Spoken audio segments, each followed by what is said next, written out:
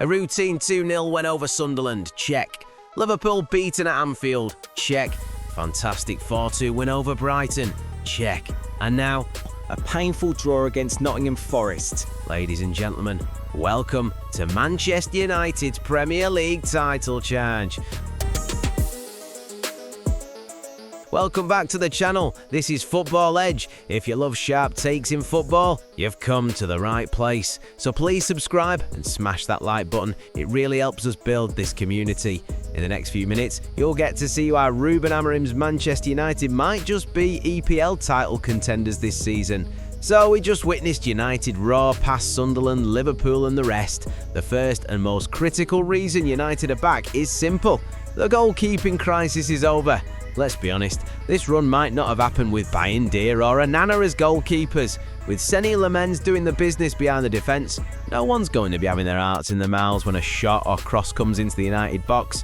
Remember, the lad's just 23, and before Manchester, he was already earning praise in Belgium for his shot-stopping, aerial dominance and penalty-saving ability. In fact, he posted an 81.3% save rate in Belgium's Pro League, ranking among the best in Europe for goals prevented. This is no longer news, by the way, but when people are already screaming, "Is this the new Schmeichel?" something tells you this kid is the real deal. Since Edwin van der Sar, we must be honest, Man United haven't had a proper commanding presence in between the sticks. De Gea was a great servant, sure, but in the end, his lack of authority and basic errors became the norm. Then came the poor performances of Andre Onana. Seriously, Erik ten Hag's biggest misstep wasn't just signing him, it was sticking with him through a rough stretch of costly errors. The club's early struggles this season can be squarely pinned on the uncertain mess between the sticks. It's early days, but you can feel that United finally look calm at the back again with Senne Lammens. No panic, no nerves. You can tell the defence trusts this lad. He commands the box, distributes like a veteran, and his long balls are already fueling Amorim's more direct style. So the goalkeeper situation's fixed. That brings us to the defenders protecting him. And to be fair, Matthijs de Ligt has quietly become one of the most important pieces in this United title puzzle. These days, de Ligt has been reading danger early, barking out orders and stepping into midfield like a man who finally feels at home. De Ligt started every Premier League match this season, playing the full 90 each time, and you can see why Amorim trusts him. He's become the defensive anchor this team has lacked since the Vidic and Rio days. Some pundits are already calling him United's real leader. Calm, composed, no theatrics, just a steady presence every game.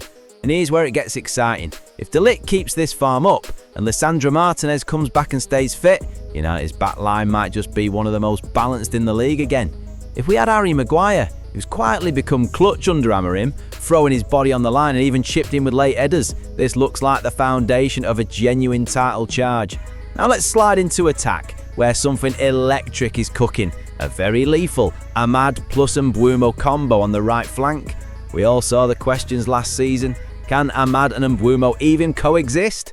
Amad, who lit up United with that extra spark, was already second to Bruno in many fans' rankings. He produced moments, late winners, dribbles, pure flair. And then Mbeumo arrives off the back of 20 goals season at Brentford.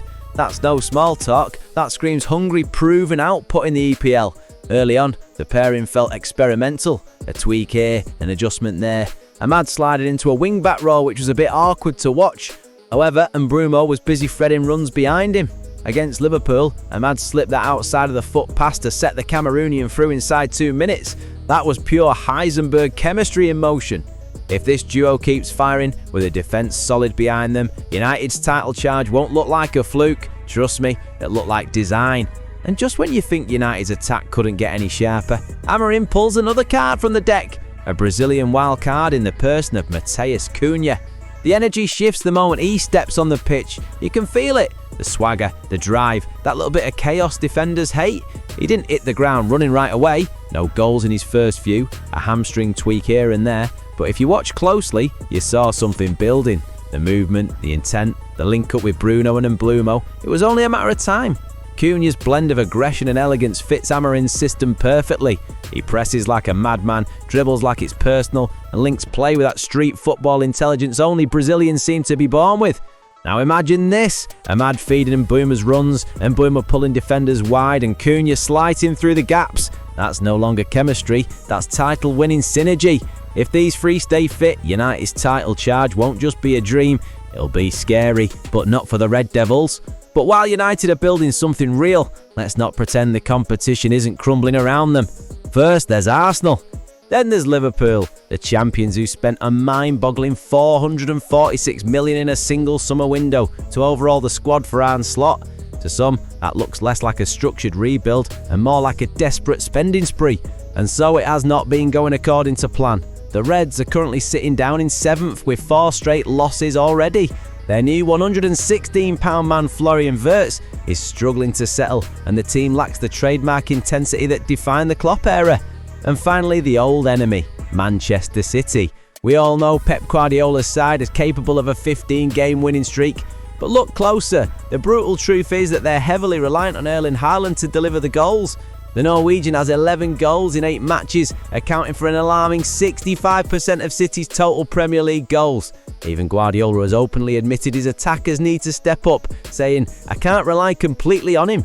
If the Golden Boot winner ever misses time, even briefly, it could throw City's entire rhythm off balance. And now, beyond tactics and firepower, the most important change might be the culture shift that's happening in this United squad. Amorim walked into this club after a brutal season. Pressure from all sides, expectations heavy. Early on he was shown the exit door in headlines after that shock Carabao Cup loss to Grimsby, but he stuck to his guns. Since then he's quietly cut out the noise. He banned passengers. Summer saw some bold calls. Rashford, Anthony, Sancho, Garnacho, all pushed out of the tour, dropped from plans, isolated from the first team. Those names carried weight, history, clout, but Amorim seems to believe no one's above the standard. It's not just fear of cutthroat tactics, the shift is deeper. He's created a leadership group within the squad. Fernandes, Maguire, Martinez, Dalot, Mazraoui and others to hold everyone accountable, enforce standards and drive the identity he wants. Training isn't optional, attitude isn't negotiable, performance is non-negotiable. Amorim has openly warned, get in line or lose your place. He doesn't just talk, he shows videos, holds people to the standard publicly. The result is a squad that's becoming unified, defenders working for attackers, attackers hustling back, each player knowing that the badge carries weight again. United aren't polished yet, but this is how champions start, with standards, discipline, energy and belief. Culture isn't just what's in the dressing room, it's what shows up week in, week out. And right now, that culture tells a story. United believe again. Title charge, contenders, and no longer hopeful slogans, they're becoming definitions of what United are. Look around the league. Arsenal might not hold the top spot for long, Liverpool are struggling, and Manchester City might just be one Haaland setback away from serious panic. The path is clearing. This United side is unified, disciplined and finally ruthless. This isn't just a title challenge, this is a hostile takeover of the Premier League hierarchy. Smash the like button and subscribe to the channel, and I'll catch you on the next one.